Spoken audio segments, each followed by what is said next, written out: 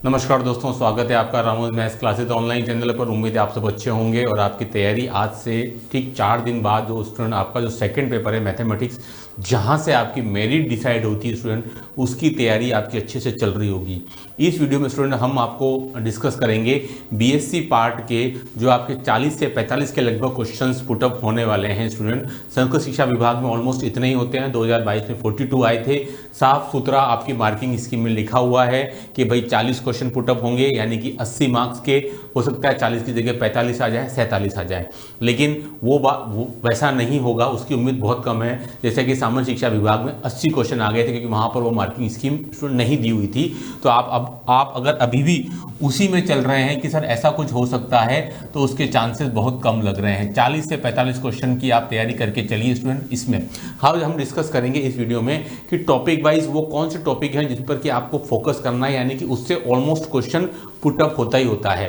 तो देखिए स्टूडेंट, अगर हम पहले बुक की बात करें तो एलपीपी एक बहुत छोटी और एक इजी बुक है स्टूडेंट। यहाँ से आपके 3 से 4 क्वेश्चन ऑलमोस्ट पुटअप होते हैं। तो देखिए स्टूडेंट, सबसे नंबर 1, अगर आप एलपीपी की तैयारी कर रहे हैं स्टूडेंट, तो सबसे पहले आपको जो है वो जाना है ग्राफीय हल पर, यानी कि ग्राफिकल सॉल्यूशन पर स्टूडेंट एक क्वेश्चन बहुत सी बार आता है। मैं आपको बता दूं, अभी तक केवल 2022 के संस्कृत शिक्षा विभाग में क्वेश्चन जो था, प्रॉब्लम हमेशा बनी हुई आती है, यानी कि आपको ऐसा आता है हमेशा मैक्सिमाइज z इक्वल टू और x1 plus x2 laser equal to 5, या फिर 2x1 minus x2 laser equal to 3, ऐसा बना हुआ था। लेकिन सुन देखिए, 2022 संस्कृत शिक्षा विभाग में प्रॉब्लम आपको बनाने को दी गई थी, जैसे कि आपके आरबीएसई या फिर आपके सीबीएसई की 12th की बुक में है। ठीक है, तो ये एक पहली बार था, तो आप इसको भी थोड़ा सा ध्यान से रखिए कि क्वेश्चन कहीं वो प्रॉब्लम बनाने वाला नहीं आ जाए। यानी कि जैसे कि कोई एक मुर्गी वाला हो, 2 मुर्गियां इस टाइप की अलग अलग हैं, तो वो पूरा क्वेश्चन जो आपके 5 से 6 लाइन का है, तो उन्होंने वो क्वेश्चन बनाने को दे दिया था। अमूमन ऐसा कभी भी नहीं होता है, लेकिन मैंने फर्स्ट टाइम 2022 संस्कृत शिक्षा विभाग सेकेंड ग्रेड के पेपर में देखा, तो उस चीज़ को भी आप थोड़ा सा ध्यान रखिएगा कि भाई ऐसा भी कुछ आ सकता है ना। बाकी तो जनरली हमेशा आपको प्रॉब्लम बनी हुई आती है, और आपको इसमें फोकस करना है अनबाउंडेड वाला सॉल्यूशन, यानी कि अपरिबद्ध एंड नो सॉल्यूशन वाले टॉपिक्स पर, यानी कि कोई हल नहीं। अमूमन क्वेश्चन इन दोनों पर बन के आ जाता है। नंबर टू पे स्टूडेंट देखिए, कॉन्वेक्स सेट यानी कि अवमुख समुच्चय इंपॉर्टेंट है ना। कॉन्वेक्स सेट अवमुख समुच्चय स्टूडेंट देखिए, इस पूरे टॉपिक में, यानी कि अगर एलपीपी में अगर सबसे ज़्यादा प्रॉमिसिंग कोई सब टॉपिक है तो वो ये वाला है। यहाँ से क्वेश्चन ऑलमोस्ट लगभग हर बार बनता आया है। क्या बात है, एक तो इसकी थ्योरम्स देखिए स्टूडेंट, इसकी थ्योरम्स इंपॉर्टेंट है। थ्योरम्स मतलब every hyperplane is a convex set, है ना। प्रत्येक अधि समतल एक अवमुख समुच्चय होता है। ये कई बार पूछी गई थ्योरम से, बहुत छोटी सी थ्योरम्स है और आती रहती है स्टूडेंट। ठीक है, तो आपको कॉन्वेक्स सेट की जो थ्योरम्स है स्टूडेंट, 3-4 थ्योरम्स हैं, वो आपको अच्छे से याद कर लेनी है। और इसके अलावा क्वेश्चन कौन सा आएगा, क्वेश्चन उसी टाइप से आएगा कि आपको पैराबोला दे दिया जाएगा इस टाइप से अलग अलग, y² greater equal to 4x, okay, y² greater than 4x, okay, y² lesser equal to 4x, okay, बस। और वो पूछेगा भाई इसमें से कौन सा कॉन्वेक्स सेट है। तो आप इस टाइप के क्वेश्चन की अच्छे से प्रैक्टिस कर लीजिए। मैक्सिमम टाइम स्टूडेंट इस टाइप का क्वेश्चन पूछा गया है कॉन्वेक्स सेट पर बेस्ड। ठीक है, तो स्टूडेंट ये 2 टॉपिक हैं जहां से कि क्वेश्चन पुटअप होता है। नंबर 3 स्टूडेंट, अगर मैं बात करूं सिंप्लेक्स मेथड, तो भाई सिंप्लेक्स मेथड पर क्वेश्चन आता है, लेकिन वो मेरे हिसाब से हॉट टॉपिक नहीं है। अगर हम बात करें ड्यूलिटी, यस ड्यूलिटी स्टूडेंट देखिए, ये हॉट टॉपिक है। इसकी थ्योरम्स ऑलमोस्ट कई बार आती हैं, और कन्वर्ट करना, किस पे कन्वर्ट करना, सिंप्लेक्स मेथड टू ड्यूल के अंदर प्रॉब्लम को कन्वर्ट करना। देखिए स्टूडेंट, ये भी एक अच्छा खासा टॉपिक है जहां से क्वेश्चन बनता है। ऑलमोस्ट क्या बनता है, सिंप्लेक्स मेथड से क्वेश्चन ऑलमोस्ट उतना ज़्यादा नहीं आता है फ्रिक्वेंटली। हम उन क्वेश्चन को ढूंढ रहे हैं, जैसे कि 3 से 4 क्वेश्चन, ठीक है ना, 3 से 4 क्वेश्चन, यानी कि जो ऑलमोस्ट हमेशा आते हैं, चाहे फर्स्ट ग्रेड हो गया चाहे सेकंड ग्रेड हो गया, दोनों की बात कर रहे हैं अपन। तो ड्यूलिटी वाला टॉपिक, इसको आप अच्छे से कर लीजिए। ये छुपा रुस्तम साबित हो जाता है कई बार, इसको आप स्किप करके चले जाते हैं और यहाँ से क्वेश्चन बन जाता है। थ्योरम्स भी स्टूडेंट हैं, 3-4 थ्योरम है इसमें, वहाँ से क्वेश्चन बनता है, अच्छे से पढ़ के जाइएगा। और इसके अलावा सिंप्लेक्स मेथड को ड्यूल में कन्वर्ट करना, है ना। इस वीडियो बनाने के बाद में आप मुझे कमेंट जरूर कीजिएगा जिस दिन पेपर होगा आपका 30 तारीख को, कि सर आपने जो भी इंपॉर्टेंट टॉपिक बताए थे उसमें से क्या आया और क्या नहीं आया। ठीक है, ये कुछ एक्सपीरियंस के बेस पे मैं बता रहा हूँ, ताकि इनमें से क्वेश्चन ऑलमोस्ट लगभग बनते हैं, है ना, उन पर डिस्कस कर रहे हैं अपन। ठीक है, तो सुनिए, ड्यूलिटी वाले पर क्वेश्चन ऑलमोस्ट काफ़ी बार बनता है। सिंप्लेक्स वाले पर मैंने क्वेश्चन उतना फ्रिक्वेंटली नहीं देखा है, इसलिए मैंने इसको नहीं डाला। समय कम है तो आप चाहेंगे वही चीज़ को पढ़ना जहाँ से क्वेश्चन बनता है, ठीक है। अब देखो स्टूडेंट, है ना, अब मैं अगर बात करूँ स्टूडेंट, ठीक है, कि क्वेश्चन तो भाई 3 या 4 ही आने हैं। अब क्या इंपॉर्टेंट है, अब देखिए student, transportation problem and assignment problem. तो देखिए स्टूडेंट, उसमें मैं आपको बात करूंगा ट्रांसपोर्टेशन प्रॉब्लम की, ठीक है।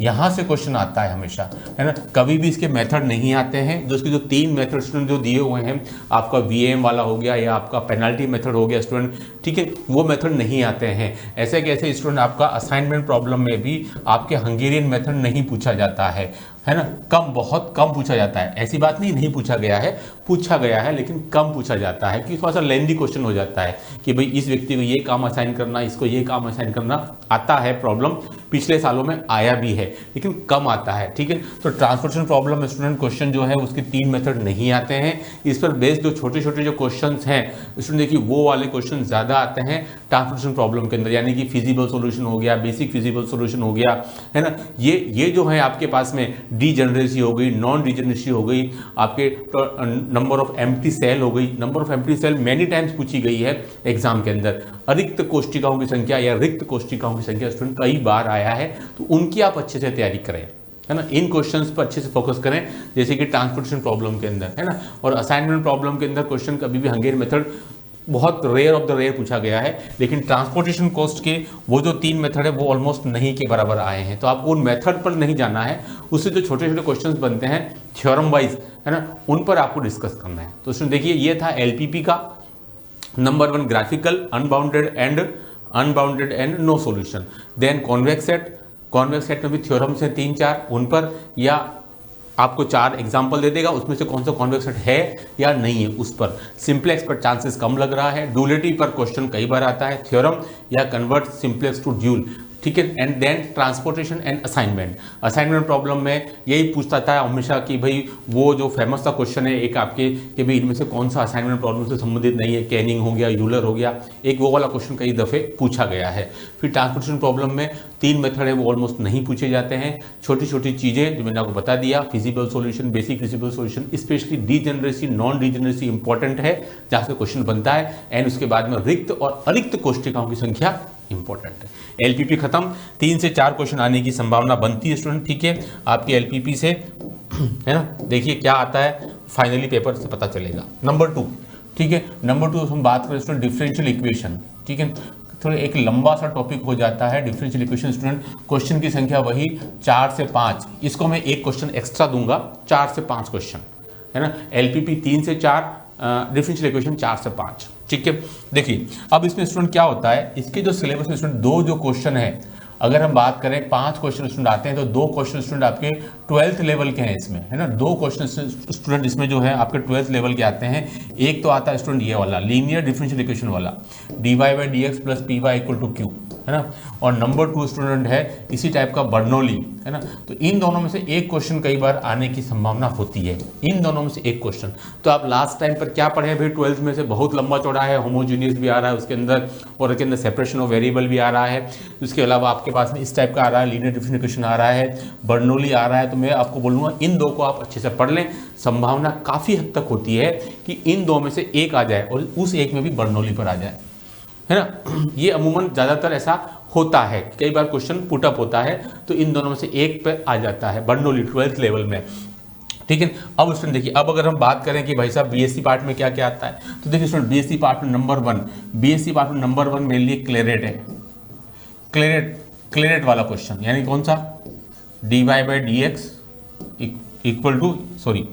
ये वाला क्वेश्चन स्टूडेंट है आपका, वो क्लेरेट वाला है ना, जो आपको जैसे दिखता है ये वाला, है ना, ये y = px + fp टाइप का, है ना। ये सबसे फेवरेट क्वेश्चन है भाई इसका, क्लेरेट वाला काफी फेवरेट क्वेश्चन स्टूडेंट। और क्वेश्चन बनता है क्लेरेट और फिर सिंगुलर, इन 2 में से एक पर क्वेश्चन ऑलमोस्ट बनता है, सिंगुलर सॉल्यूशन, है ना, सिंगुलर सॉल्यूशन, ठीक है। आपका फर्स्ट डिग्री फर्स्ट ऑर्डर वाले पर क्वेश्चन बीएससी पार्ट में कम बनता देखा गया है, फर्स्ट ऑर्डर फर्स्ट डिग्री वाले पर। उसकी बजाय ये जो स्पेशल केस हैं आपके क्लेरेट या सिंगुलर, हम डिस्कस कर रहे हैं कि भाई 4 दिन शेष हैं, उन 4 दिनों में किन सब टॉपिक्स पर फोकस करें, उसको लेकर ये वीडियो है, ठीक है। अब आप सब तो नहीं पढ़ सकते, सब पढ़ने जाएंगे तो आपके 4 दिनों में तो डिफरेंशियल इक्वेशन ही पूरा हो पाएगा, है ना।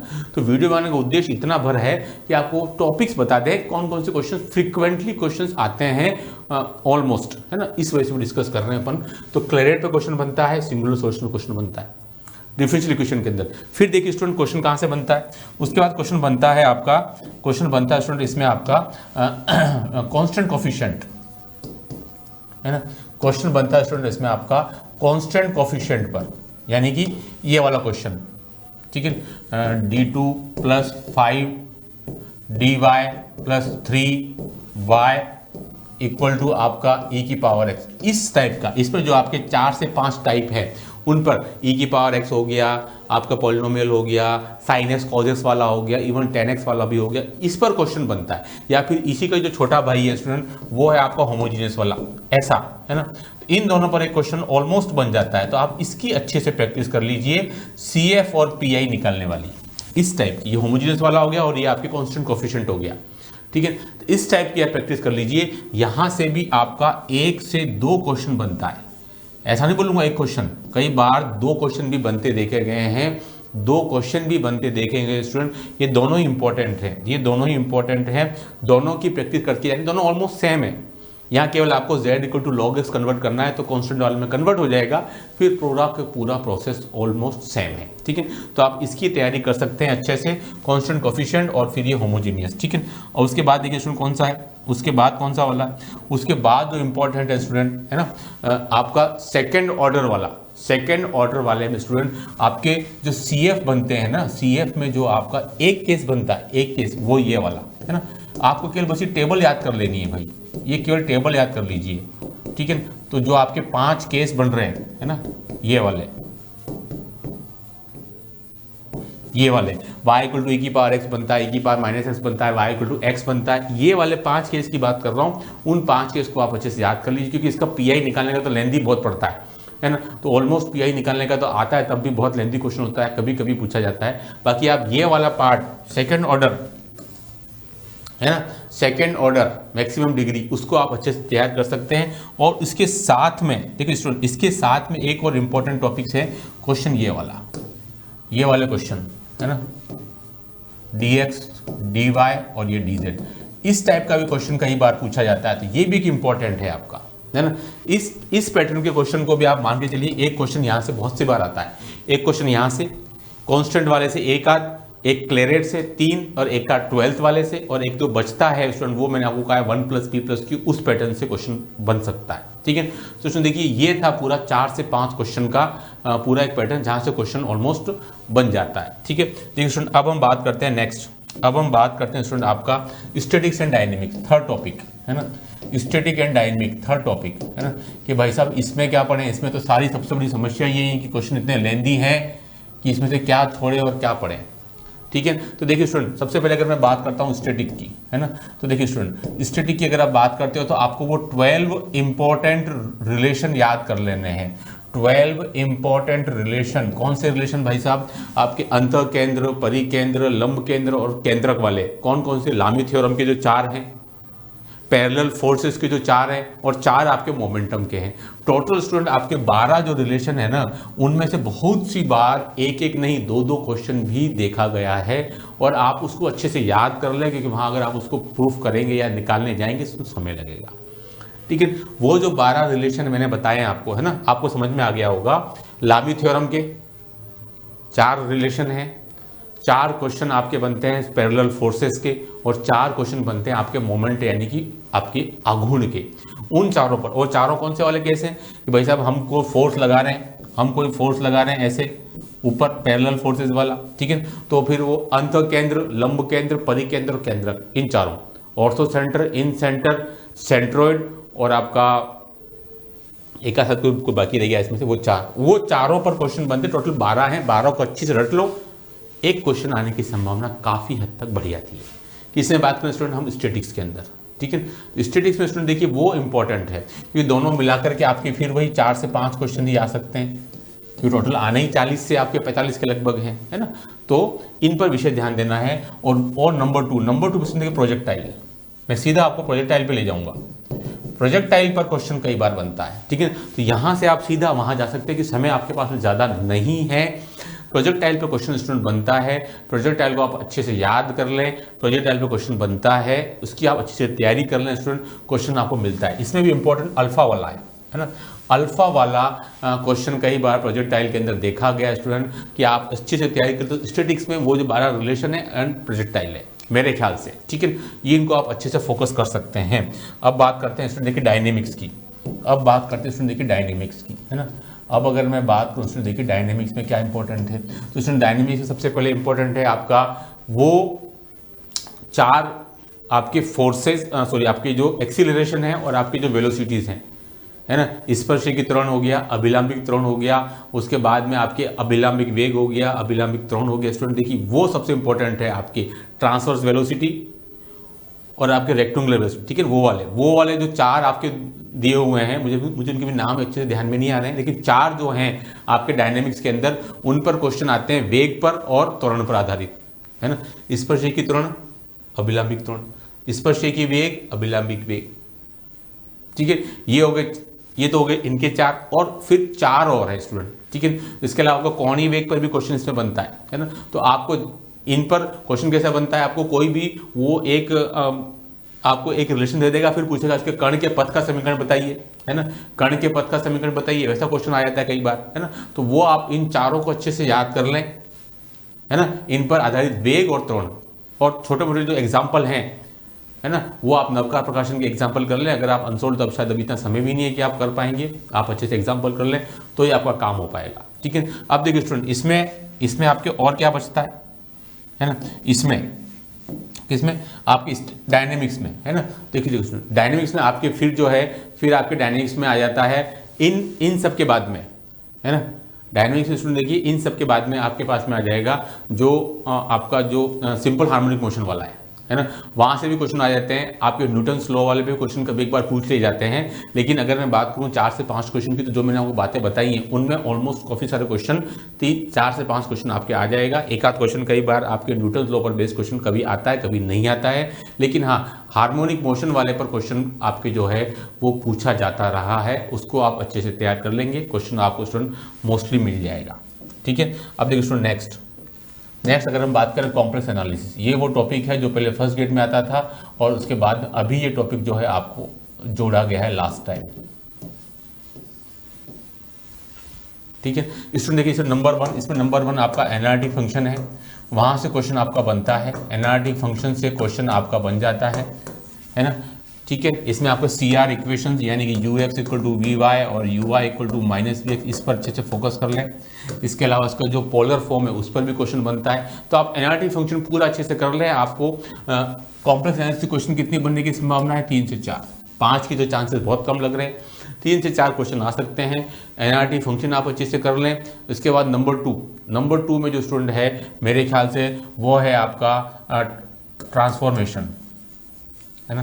ट्रांसफॉर्मेशन कौन सा आपका, मोबियस ट्रांसफॉर्मेशन, मोबियस वाला, जो इसमें जो अलग अलग केस है स्टूडेंट, ट्रांसलेशन हो गया, मैग्निफिकेशन हो गया, आपका ट्रांसवर्जन हो गया, इन्वर्जन हो गया, उन पर बेस्ड क्वेश्चन आते हैं स्टूडेंट। कोई बहुत भारी भरकम क्वेश्चन नहीं आते हैं, एक आध क्वेश्चन आपको बुक में मिल जाएगा कि हम इसको यहाँ से इसमें कैसे कन्वर्ट करें, यानी कि दिए हुए क्वेश्चन को आप जो है कैसे कन्वर्ट कर सकते हो, मैग्निफिकेशन के अंदर कैसे कन्वर्ट कर सकते हो, उसको रेक्टिफिकेशन में कैसे कन्वर्ट करोगे, उसको इन्वर्जन में, उस पर क्वेश्चन स्टूडेंट कई बार आता है। तो स्टूडेंट देखिए 2 ही टॉपिक है जो इंपॉर्टेंट, जहाँ से क्वेश्चन ऑलमोस्ट बनता है। अगर आप चाहते हो कि सर हम वो इंपॉर्टेंट टॉपिक कौन से जहाँ क्वेश्चन हम ढूंढ सकें, तो NRT function and Mobius transformation, ठीक है, मोबियस वाला, ठीक है, जिसको बाइनरी ट्रांसफॉर्मेशन भी कहते हैं। इस पे छोटे छोटे क्वेश्चन होते हैं। इसमें एक स्टूडेंट क्वेश्चन ये वाला भी बनता है कि वो आपको Z1 Z2 Z3 3 पॉइंट दे देता है और एक दे देता है W1 W2 W3 और फिर इनमें आपस में रिलेशन है। तो स्टूडेंट मैं आपको सजेस्ट करूंगा कि इसका जो फॉर्मूला बना हुआ है ना Z1 minus Z2 Z2 minus Z2, उस पर नहीं जा करके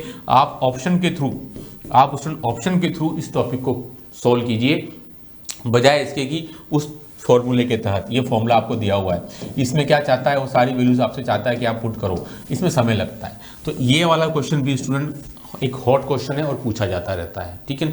मैंने क्या बताया, एनआरटी फंक्शन आपको अच्छे से पढ़ लेना है। इसमें लिमिट और कंटिन्यूटी पे ऑलमोस्ट क्वेश्चन कभी कभी आते हैं, नहीं आते हैं, ठीक है। और नाउ मोबियस ट्रांसफॉर्मेशन या बाइनरी ट्रांसफॉर्मेशन क्वेश्चन आने की संभावना काफ़ी ज़्यादा होती है स्टूडेंट, ठीक है। और उसमें मैंने आपको 4 टाइप बता दिए जिन पर क्वेश्चन बनता है, हमेशा बहुत छोटे छोटे क्वेश्चन होते हैं वो बन जाते हैं, है ना। उसके अलावा इनके बीच में भी रिलेशन पे क्वेश्चन आते हैं।